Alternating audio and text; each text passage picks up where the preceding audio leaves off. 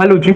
आज की इस वीडियो में हम बात कर लेते हैं कुछ और केबल एंड वायर बिजनेसेस के बारे में। हम ऑलरेडी बात कर चुके हैं हैवेल्स इंडिया के बारे में। अब उसके रिजल्ट को हमने अच्छा कैटेगराइज किया था, बट वो हम देख रहे थे उसके हिस्टोरिकल परफॉर्मेंस से। तो हम देखना चाह रहे थे कि भाई अगर हम देखें, हैवेल्स इंडिया पहले ग्रो कर रहा था बिटवीन 15, 16, 17% के आसपास से, बट इस बार उन्होंने अपने ग्रोथ को थोड़ा सा बढ़ाया। उनका जो लॉयड वाला कंज्यूमर ड्यूरेबल वाला जो एसी वाला डिवीजन है उसने बहुत अच्छा परफॉर्म किया और उनका जो ओवरऑल ग्रोथ रेट है वो बढ़ गया, 20% के आसपास आ गया। तो हमें पता चला कि भाई हैवेल्स अपने हिस्टोरिकल परफॉर्मेंस से बेहतर परफॉर्म किया, इसलिए थोड़ा सा बेटर रिजल्ट हमने उसको कैटेगराइज किया। बट हमें अगर ऑन इंडस्ट्री पर्सपेक्टिव देखना है, क्या इंडस्ट्री में सबसे तेज ग्रो करने वाली कंपनी हैवेल्स है या इंडस्ट्री से एवरेज रेट से ज्यादा ग्रो करने वाली कंपनी हैवेल्स है, तो हमें इस वीडियो में पता चलेगा। क्योंकि देखो, एंड ऑफ द डे हमें एक ऐसी कंपनी ढूंढनी है जो एटलीस्ट अपनी इंडस्ट्री से ज्यादा पेस पे ग्रो कर रही हो।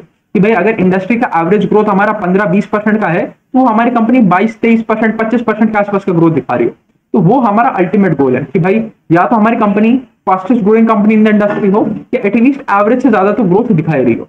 तो आज हमारे पास जो 3 कंपनियां हैं उनमें से है हमारे पास आर काबिल, केईआई इंडस्ट्री और पॉलीकैब, जो तीनों बड़ी केबल एंड वायर कंपनी, उन तीनों के बारे में हम बात कर लेते हैं। शुरुआत करें हम आर काबिल के साथ, तो इनका मार्केट कैप है लगभग 14,000 करोड़ रुपए के आसपास का। और अगर आप इनका नंबर देखने जाओगे ना Q4 का, तो आपको बहुत बड़ा जंप देखने को मिलेगा। अगर मैं आपको रेवेन्यू ग्रोथ का नंबर बताऊं, तो revenue growth was at 26% with a PAT growth of 64% over Y level. मतलब जबरदस्त ऑपरेटिंग लेवरेज मिला इस कंपनी को, बहुत बढ़िया बात। बट अब इसमें हमें समझना पड़ेगा कि कितना इनकी वजह से था, कितना इंडस्ट्री की वजह से था। क्योंकि देखो, ये जो केबल एंड वायर वाला बिजनेस है ना, ये बहुत ज्यादा कमोडिटाइज्ड है। कि भाई आप एक कॉपर का तार ले रहे हो, कॉपर एक रॉ मटेरियल है, कमोडिटी है, एक मेटल है, उसकी प्राइसेस आपके एंड प्रोडक्ट की प्राइसेस को बहुत ज्यादा इन्फ्लुएंस करती है। तो देखो, थोड़ा सा हम इसकी वैल्यू चेन को समझने का कोशिश करते हैं। तो केईआई जो है, या फिर जैसे हम आर काबिल के बारे में बात कर रहे हैं, तो आर काबिल ने कॉपर प्रोक्योर किया। कॉपर उन्होंने सपोज 100 रुपए के दाम पे प्रोक्योर किया। अब ऐसा तो है नहीं वो कल की कल तार बना के बेच देंगे, उनको कुछ कुछ टाइम तो लगेगा ना उसको प्रोसेस करने में। तो आज जब उन्होंने तार लिया था, वो 100 रुपए मीटर का तार था, 1 मीटर तार उन्होंने ले लिया। अब उनको 3 महीना लगा उसको प्रोसेस करके फाइनल वायर प्रोड्यूस करने में। तो अब जब जो कॉपर के वायर का भाव है वो बढ़ के 150 रुपए पहुंच गया। तो 3 महीने पहले वो 100 रुपए का था, आज वो 150 रुपए का हो गया। तो हैवेल्स उसको 100 रुपए के दाम पे नहीं बेचेगा, उसको 150 रुपए के दाम पे बेचेगा। तो without any additional effort, without any quality of RR Kabel, उसके फाइनल प्रोडक्ट का प्राइस जो है वो इंक्रीज हो गया। तो इस बार हमें ये चीज होता हुआ देखने को मिला है कि जो हमारा base raw material that is copper के प्राइसेस इंक्रीज कर रहे हैं, तो सारी कंपनियों में हमें ऑपरेटिंग लेवरेज देखने को मिलेगा। आप चाहे वो केईआई देख लो, चाहे पॉलीकैब देख लो, चाहे आर काबिल देख लो। तो इसमें अब हमें देखना है वॉल्यूम टर्म्स में कितना ग्रोथ आया। अगर आप वॉल्यूम टर्म्स में ग्रोथ देखोगे तो कोई बहुत खास नहीं है, सिर्फ 13.5%, 14% के आसपास का वॉल्यूम में ग्रोथ आया। तो इस चीज के बारे में हमें ध्यान रखना है। चलिए, अगर हम इनका फुल ईयर बेसिस पे देखें कि भाई पूरा FY24 और पूरा FY25 बेसिस पे देखें, तो हमें पता चलेगा कि रेवेन्यू में 15% के आसपास का ग्रोथ आ रहा है, और जो हमारा पैट है, पैट में सिर्फ 4.5% के आसपास का ग्रोथ आया। मतलब जितना हमें ऑपरेटिंग लेवरेज, जितना बढ़िया नंबर हमें Q4 वर्सेस Q4 में देखने को मिल रहा है, उतना FY24 वर्सेस FY25 में नहीं देखने को मिल रहा है। अब इसका रीजन क्या है? वही कमोडिटी प्राइसेस। कि भाई हमारे जो Q4 FY24 था, उसमें जो कमोडिटी प्राइसेस थे वो नीचे थे, FY25 में ऊंचे हो गए। इसकी वजह से हमें वो कमोडिटी का जंप देखने को मिल रहा है, बजाय कि जो हमने आर काबिल में चीजें अच्छी होती हुई देखी। आर काबिल ने अपनी तरफ से कोई एडिशनल वैल्यू ऐड नहीं किया उनके प्रोडक्ट में, या उनके प्रोडक्ट से कोई बहुत बेहतरीन चीज नहीं बना दी जिसकी वजह से वो कमाई कर रहा है। वो रॉ मटेरियल के प्राइसेस बढ़ गए हैं, इसलिए अपने एंड कंज्यूमर को ज्यादा भाव पे बेच रहा है। अब इसका इनवर्स भी ट्रू होगा कि भाई अगले 3 महीने में फॉर सपोज कॉपर के प्राइसेस नीचे आ जाते हैं, तो आर काबिल को अपना प्रोड्यूस सस्ते दाम पे बेचना पड़ेगा। उसके पास वो प्राइसिंग पावर नहीं है कि भाई मैं तो अभी भी 150 रुपए पे बेचूंगा। अगर वो वापस 100 रुपए आ गए, तो उसको अपना एंड प्रोडक्ट, अपना तार वापस 100 रुपए के रेट पे ही बेचना पड़ेगा। इस चीज का हमें ख्याल रखना है। तो ठीक है, उस वेरिएशन को हटा दो और फिर देखो कितना ग्रोथ आ रहा है। ये हमारा अल्टीमेट मोटिव होना चाहिए। अच्छा जी, अगर आप इनके सेगमेंट्स के बारे में बात करें, तो इनके पास 2 ही मेन सेगमेंट है। एक तो इनका केबल एंड वायर वाला बिजनेस हो गया, और एक इनका FMEG वाला बिजनेस हो गया, जिसमें अलग अलग तरीके के प्रोडक्ट बना के बेचने की कोशिश करते हैं। दैट इज आपका थोड़ा पंखा वंखा बना दिया, थोड़ा आपका दैट इज लाइट वाइट बना दी, स्विच वगैरह बना दिए। ये सारे काम करने की ये लोग कोशिश करते हैं। तो ये 2 मेन सेगमेंट है, और उसमें भी majority of the revenue comes from the cable and wire business. 88% of the revenue cable and wire वाले बिजनेस से आ रहा है। अगर उसके बारे में हम थोड़ी सी चर्चा करें, तो हमें 28% के आसपास का ग्रोथ हमें देखने को मिला है केबल एंड वायर वाले डिवीजन में से। और वहां पर PBT में ग्रोथ आई है, that is profit before tax में ग्रोथ आई है हमारे 47% की, देखो यहाँ पर कितना बड़ा हमें जंप देखने को मिल रहा है। ये ऑपरेटिंग लेवरेज क्यों है? क्योंकि कमोडिटी प्राइसेस बढ़ गए, जैसे हमने अभी पीछे डिस्कस भी किया इसके बारे में। अगर वॉल्यूम ग्रोथ के बारे में बात करें, वही 13.5%, 13.6% के आसपास का यहाँ पर वॉल्यूम ग्रोथ हमें देखने को मिला। और अगर आप इसको ही फुल ईयर बेसिस पे कन्वर्ट करने जाओगे तो कुछ खास नंबर्स नहीं है। जो हमें पीबीटी में ग्रोथ देखने को मिल रहा है कितना 47% के आसपास का, वो अगर आप Y level, full year Y level पे देखने जाओगे तो पता चलेगा वो तो डी ग्रोथ ही है, वहां पर कुछ ग्रोथ आया ही नहीं है। इसीलिए हम फुल ईयर बेसिस पे उतने अच्छे नंबर नहीं देख रहे, बजाय कि Q4 और Q4 में बहुत अच्छा परफॉर्मेंस आता हुआ देखने को मिल रहा है। चलिए, ये होगी इनके wire and cable and wire वाले बिजनेस के बारे में बात। अगर एफएमईजी वाले के बारे में बात करें, ये तो अभी घाटा बनाने वाला सेगमेंट है, ये अभी प्रॉफिटेबल नहीं हुआ है, बट रोड टू प्रॉफिटेबिलिटी जरूर दिख रही है। मतलब एक चीज होती है, देखो अगर आप कोई आज नई दुकान चालू कर रहे हो तो आपके लिए पहले तो इन्वेस्टमेंट है ना, कि भाई पहले आप सपोज किराने की दुकान चालू कर रहे हो, एकदम बेसिक, इससे सस्ता आप कुछ नहीं कर सकते। तो किराने की दुकान चालू करने के लिए भी आपको एक दुकान रेंट पे लेनी पड़ेगी, एक दुकान खरीदनी पड़ेगी, तो पहले आपका उसका पेमेंट चला गया। उसके बाद सेकंड चीज क्या है, आपको उसके अंदर सामान भरवाना पड़ेगा, या सामान भरवाने से पहले आपको उसका इंटीरियर कराना पड़ेगा, उसको ठोक पीट के ढंग की दुकान बनानी पड़ेगी, उसमें शेल्फ बनाने पड़ेंगे, जो भी एक कॉस्टिंग आएगी उसकी, कि भाई ₹1,00,000 की कॉस्टिंग आ गई, ₹1,00,000 वहां लग गया। उसके बाद आपको सामान बिठाना पड़ेगा, तो सामान बिठाने की कॉस्ट है। उसके बाद आपको एक आदमी बिठाना पड़ेगा, कि भाई एक डिलीवरी बॉय हो, एक मेरा काउंटर संभालने वाला बंदा हो, तो 2 जनों की सैलरी डे 1 पे जा रही है। अभी आपकी सेल है ₹0 की, बट आपके खर्चे इतने सारे आ गए कि आपका रेंट आ गया, आपका बिजली आ गया, आपका पानी आ गया, आपकी स्टाफ की कॉस्ट आ गई, आप एक व्हीकल प्रोक्योर करोगे डिलीवरी करने के लिए, आपकी उसकी कॉस्ट आ गई। तो जब आप धंधा स्टार्ट करते हो तो आप घाटे में ही होते हो, आप इवेंचुअली उसको स्केल करोगे, उसमें रेवेन्यू आने लगेगा, फिर उससे प्रॉफिटेबिलिटी निकलेगी। तो ये जो इनका एफएमईजी वाला सेगमेंट है, ये अभी उसी कागार पे है कि भाई अभी घाटा कर रहे हैं, बट हाँ हमें दिख रहा है कि भाई इसको आगे चल के लोग प्रॉफिटेबल बना सकते हैं, क्योंकि हमें लगातार मार्जिन पे इंप्रूवमेंट देखने को मिल रहा है। कि भाई अगर आप देखोगे पिछले साल इनका -9% के आसपास का मार्जिन था, जो अब घट के -4%, मतलब आधे से भी कम रह गया। तो ठीक है, दिख रहा है कि प्रॉफिटेबल हो जाओगे, बट आज के दिन में तो आप इसमें घाटा ही बना रहे हो। अगर इसमें हम ग्रोथ के टर्म्स में बारे में बात करें तो आप रेवेन्यू ग्रोथ देख सकते हो मैक्स टू मैक्स, तो ये सेगमेंट 12% के आसपास का कॉन्ट्रीब्यूशन लेके आता है, और इनका सेल्स वर अप 13% ओवर वाई लेवल। चलिए, ये चीज भी समझ लिया। उसके बाद एक और चीज समझना है हमें, ये केबल एंड वायर कंपनी में इनका एक सेगमेंट होता है एक्सपोर्ट वाला। तो ये जो केबल एंड वायर बना रहे हैं, इसमें कुछ पार्ट ये डोमेस्टिकली सेल करते हैं, कुछ पार्ट ये लोग एक्सपोर्ट कर देते हैं। तो जो एक्सपोर्ट वाला डिवीजन है वो ज्यादा कमाई करके देता है, क्योंकि वो बाहर आप ज्यादा रेट पे तार बेच पाते हो, क्योंकि वहां पर वैल्यू एडिशन ज्यादा है। तो इस वजह से अगर किसी भी कंपनी का एक्सपोर्ट वाला डिवीजन ज्यादा रेट पे बढ़ रहा होगा, तो उसमें हमें देखने को मिलेगा मार्जिन एक्सपेंशन आ रहा है, उसमें हमें देखने को मिलेगा ऑपरेटिंग लेवरेज आ रहा है। तो अगर यहाँ पर हम बात करें तो ये मोर और लेस स्टेबल रहा। पिछले साल भी 26% के आसपास का एक्सपोर्ट डिवीजन था, इस बार भी 26% के आसपास का एक्सपोर्ट डिवीजन है। 74% हमारा डोमेस्टिक आ गया, 26% हमारा एक्सपोर्ट आ गया। चलिए, ये चीज के बारे में भी हमने बात कर ली। अच्छा, एक और चीज, एक बहुत इंपॉर्टेंट चीज हमें इस बार देखने को मिली कि इनकी जो वर्किंग कैपिटल साइकिल है वो सुधर रही है। तो पहले अगर आप देखोगे तो पहले इनको एडिशनल पेमेंट करके रखना पड़ता था। देखो, हम वर्किंग कैपिटल साइकिल को किस तरीके से समझे कि भाई वही किराने की दुकान का आप एग्जांपल ले लो, तो किराने की दुकान में पहले आपने सामान रखवाया, तो पहले आपको सामान का पेमेंट करना पड़ा, आपको उसको क्रेडिट पे सामान नहीं मिला। जब आपने कस्टमर को बेचा तो कस्टमर ने भी कहा कि यार आप मेरा खाता चालू कर दो, मैं आपको अगले हफ्ते पेमेंट कर दूंगा।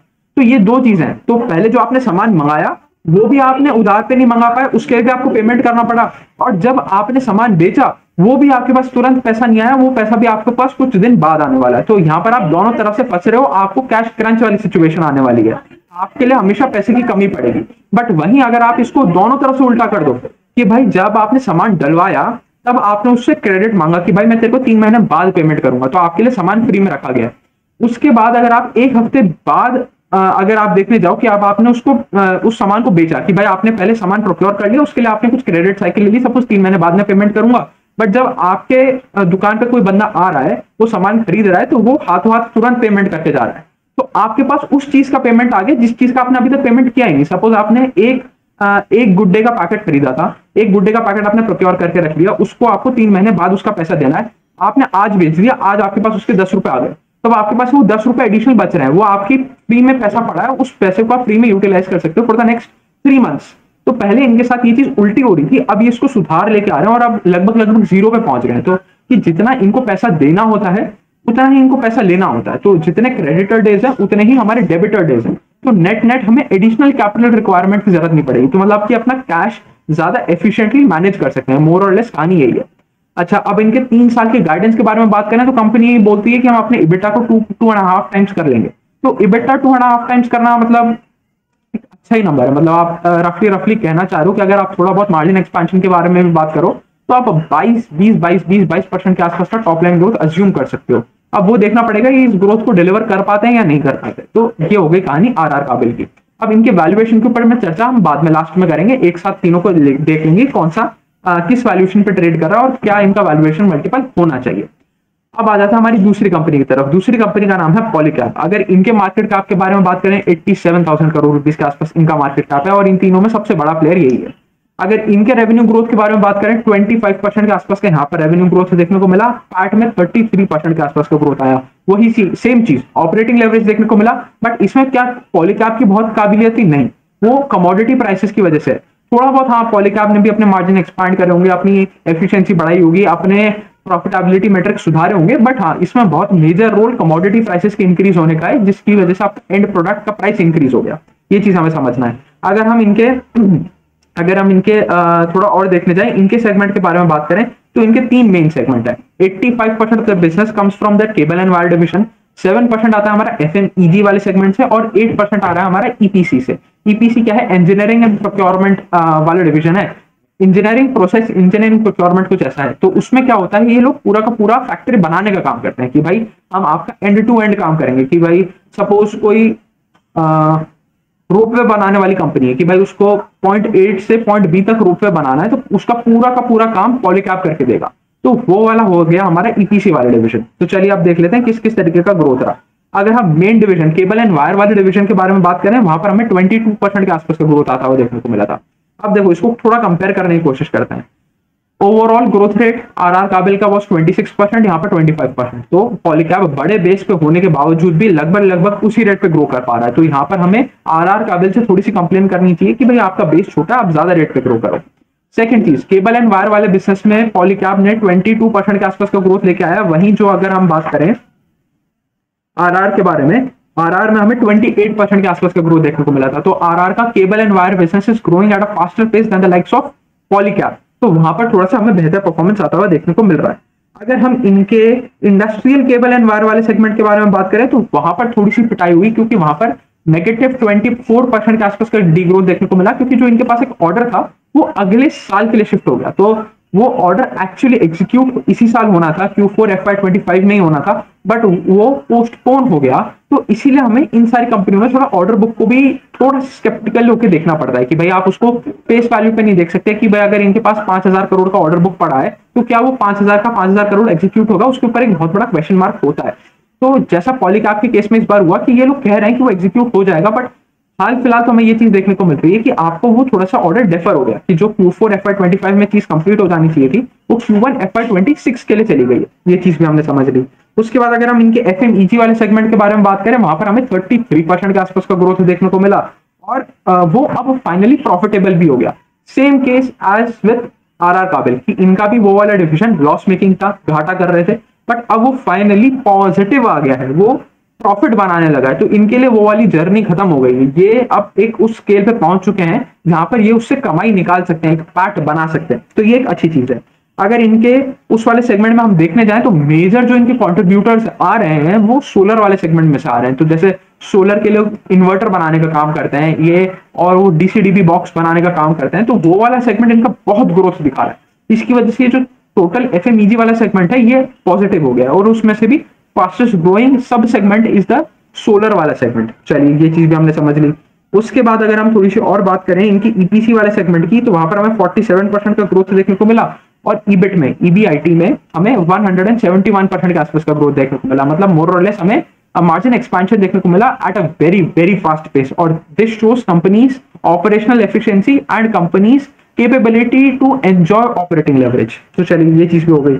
अगर हम इनके मार्केट शेयर के बारे में बात करें तो मोर और लेस स्टेबल था। 1% increase over Y level on a full year basis is not a great number to be fond of. चलिए ये चीज भी हमने समझ ली। अब एक प्रॉब्लमैटिक बात के बारे में बात करते हैं। अगर आप इनका डिविडेंड पे आउट रेशियो देखोगे ना, वो बढ़ रहा है।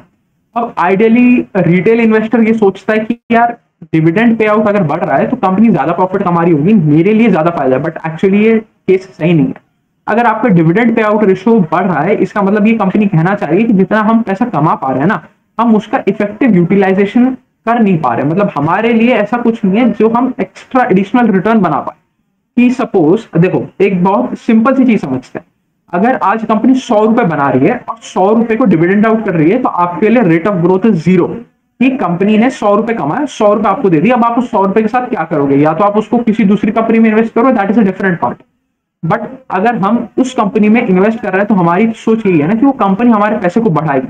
तो अगर दूसरी तरफ एक कंपनी है जो 100 रुपए लेती है और 100 रुपए को अपनी ही कंपनी में री इन्वेस्ट कर देती है, उसका dividend pay out ratio is 0, but that company is री investing it's money into itself, and अगर वो 25-30% का आरओई बना रही है, तो मेरा वो जो 100 रुपए डिविडेंड मिलना था ना, वो 30% की रेट पे इंक्रीज कर रहा है। वो अगले साल 130 हो जाएगा, चाहे वो मेरे बैंक अकाउंट में हिट ना करे, बट मेरे शेयर प्राइस में जरूर हिट करेगा।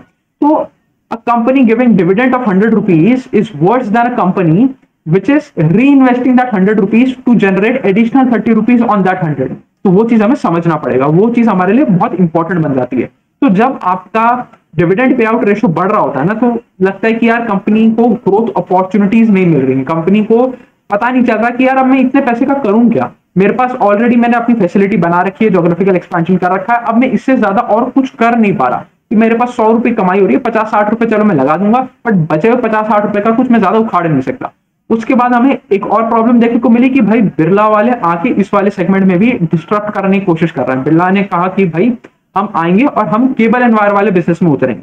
तो देखो, अगर कोई भी कंपनी एक ऐसे स्पेस में एंटर करती है जिसका इटसेल्फ पेस 30-40-50% का हो, तो कोई प्रॉब्लम नहीं होता। जैसे अगर आज आप बात करो अफोर्डेबल हाउसिंग फाइनेंस स्पेस में, तो वो पूरा का पूरा स्पेस ही 25-30% से बढ़ रहा है।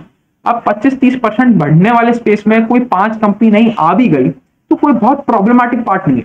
But when the industry is not growing at a very fast pace, और उस टाइम पे कोई एक बहुत बड़ा इन्वेस्टर आ जाता है उस स्पेस में, एक बहुत बड़ा कॉम्पिटिटर आ जाता है उस स्पेस में, तो क्या करेगा? वो एग्जिस्टिंग कंपनीज की ग्रोथ में से पैसा निकालेगा, उस एग्जिस्टिंग कंपनीज की ग्रोथ को नीचे लेके आएगा और उनका मार्केट शेयर खाएगा। तो एक वहां पर भी हमें प्रॉब्लम देखने को मिल रही है। तो चलिए, ये कहानी हो गई, ये कहानी हो गई हमारी पॉलीकैब के बारे में। और पॉलीकैब का अगर आप देखोगे भी तो इनके हिस्टोरिकल मेट्रिक्स के हिसाब से थोड़ा सा पेस ऑफ ग्रोथ नीचे आया है।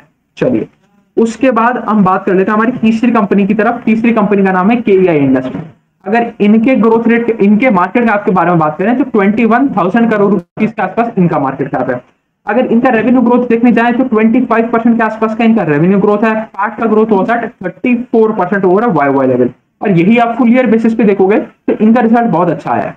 25% का रेवेन्यू ग्रोथ, 75% का पैट में ग्रोथ। तो जबरदस्त ऑपरेटिंग लेवरेज मिल रहा है इस कंपनी को, यहाँ पर इनको कोई प्रॉब्लम आती हुई देखने को मिल नहीं रही।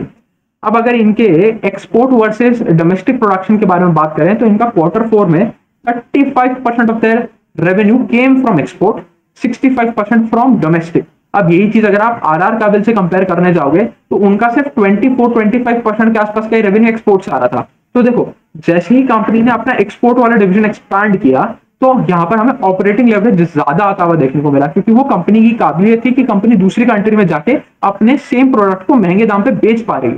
तो वो एक बेटर डील है than a company who is solely dependent upon commodity price variations for their operating leverage. ये चीज भी हमें समझनी पड़ेगी।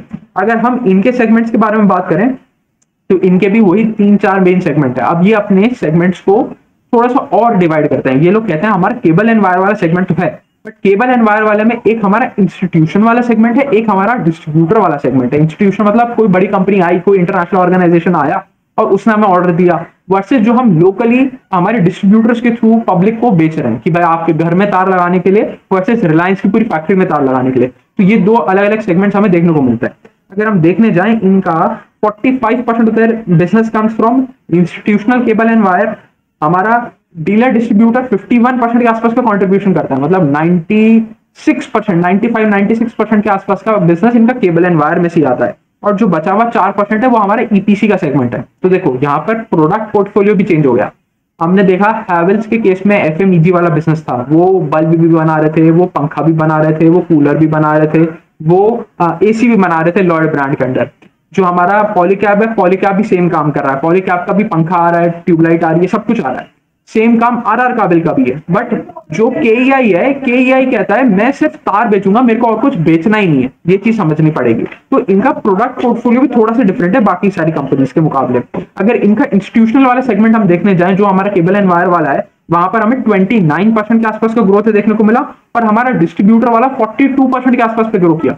तो अगर हम सिर्फ core cable and wire business को देखने जाएं तो this is the fastest growing company in the segment. और ये ऐसा नहीं है कि बहुत लंबे समय से ऐसा होता आ रहा है, पहले पॉलीकैब बहुत अच्छा परफॉर्म किया करता था, बट केईआई इस क्वार्टर में, Q4 में सबको पीछे छोड़ रहा है, सबको केबल एंड वायर डिवीजन में सबसे ज्यादा ग्रोथ लेके आ रहा है 29% एंड 42%। 29% इंस्टीट्यूशन वाले में, 42% जो हमारा डोमेस्टिक वाला है, डिस्ट्रीब्यूटर वाला है उसमें। चलिए ये चीज भी हमने समझ लिया।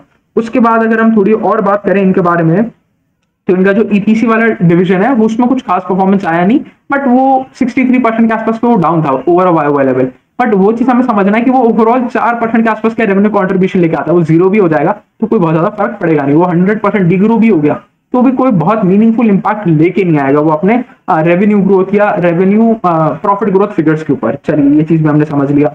अगर हम इनके करंट ऑर्डर वैल्यू के बारे में बात करें, इनकी ऑर्डर बुक के बारे में बात करें, तो 3800 करोड़ रुपीस के आसपास इनका ऑर्डर बुक पड़ा है। और ये एक प्रॉब्लमैटिक पार्ट ये थे कि इनकी ऑर्डर बुक में कोई इंक्रीज नहीं आया, कि ऐसा नहीं हुआ कि हमें Q3 से Q4 में कोई बहुत तगड़ा ऑर्डर मिल गया हो, जितना इन्होंने एग्जीक्यूट किया उतना ही इनको ऑर्डर मिल गया। कि सपोज अगर ये लोग 100 करोड़ रुपए का एग्जीक्यूशन किया तो 100 करोड़ का ही नया ऑर्डर मिल गया, ऐसा कोई ऑर्डर बुक में जंप हमें देखने को नहीं मिला। और ऑर्डर बुक के ऊपर भी हम बहुत ज्यादा रिलाय नहीं कर सकते कि भाई जब तक वो कंपनी का रेवेन्यू में हिट नहीं हो जाता, ऑर्डर बुक इस मतलब एज गुड एज उम्मीद कि भाई ये ऑर्डर हमारे पास आ जाएगा। देखो आज के दिन कंपनी का कोई भरोसा नहीं है, कंपनी कहेगी यार कर दो तुम कैंसिल ऑर्डर, मेरे को तो नहीं कराना तुमसे काम, तो फिर आप कुछ नहीं कर पाओगे। अगर आप ऑर्डर बेसिस के बेसिस पे कंपनी अपनी सेलेक्ट कर रहे हो तो your company selection should be always on the basis of their current revenue growth and not their future revenue growth. Future revenue growth हमने निकालना चाहिए कंपनी के गाइडेंस से, हमारी एनालिसिस से, rather than looking at the order book. ये चीज भी हमें समझनी चाहिए।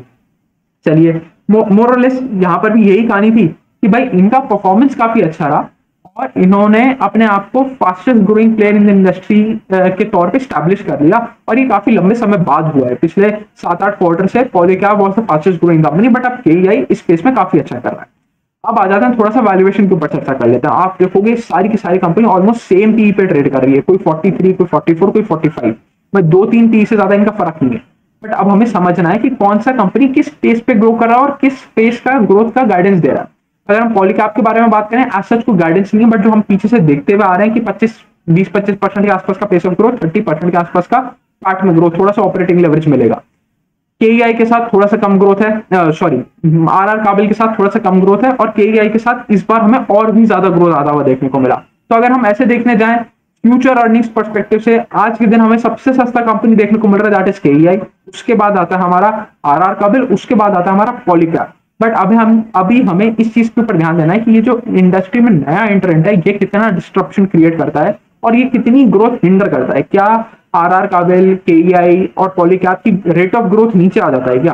देखो पॉलीकैब का तो हमें आता हुआ देखने को मिला है, बट आरआर काबिल ने अच्छा परफॉर्म किया, केईआई ने भी अच्छा परफॉर्म किया। अब हमें ये देखना है क्या ये इसको सस्टेन कर पाते हैं या नहीं कर पाते। आरआर काबिल का तो गाइडेंस भी ठीक है कि भाई हम 3 साल में 2.5 गुना करने की चेष्टा कर रहे हैं, तो वो चीज भी ठीक ही लग रही है। तो चलिए मोटा मोटी ये थी कहानी, 3 कंपनी हमने केबल एंड वायर स्पेस में कवर कर ली। अभी के लेते रखते हैं, थैंक यू।